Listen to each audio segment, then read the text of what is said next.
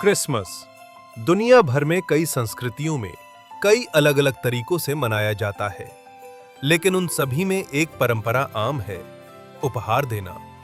ऐसा क्यों है? उपहार और क्रिसमस के बीच क्या संबंध है? ये सब उन उपहारों से शुरू होता है जो परमेश्वर ने हम सभी को दिए हैं। ब्रह्मांड, आकाशगंगाएं, तारे, जानवर, जिस पृथ्वी पर हम रहते हैं, और सबसे महत्वपूर्ण जीवन का उपहार। ये सभी उपहार एक ऐसे परमेश्वर द्वारा दिए गए हैं जो हमसे प्यार करता है, हमें जानता है और चाहता है कि हम उसे जानें। लेकिन कुछ गलत हो गया है। हम उससे दूर हो गए हैं जिसने हमें ये उपहार दिए हैं। हमने उनके साथ लापरवाही और उपेक्षा का व्यवहार किया है।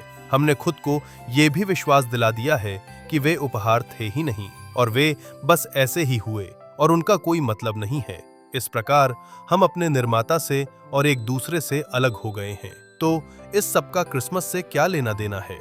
2000 साल पहले एक महत्वहीन और छोटे से शहर में एक बच्चे का जन्म हुआ था। क्रिसमस उसी के जन्म का उत्सव है। वह इतना खास क्यों था कि आज हम उसका जन्मदिन मनाते हैं? हम जश्न मनाते हैं क्योंकि भले ही हम उससे दूर हो गए हैं, परमेश्वर ने हमें सबसे अच्छा उपहार देने का फैसला किया, स्वयं का उपहार।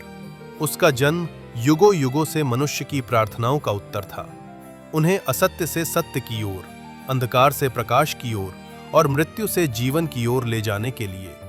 हम उनके जन्म का जश्न इसलिए मनाते हैं क्योंकि वह एक इंसान के रूप में पृथ्वी पर आए, जीने और मरने और फिर से जी उठने के लिए। उन्होंने ये सब हमें ये दिखाने के लिए किया कि वो हमें जानते हैं और हमसे प्यार करते हैं, और हम में से हर एक को उन्हें जानने का अवसर देते हैं।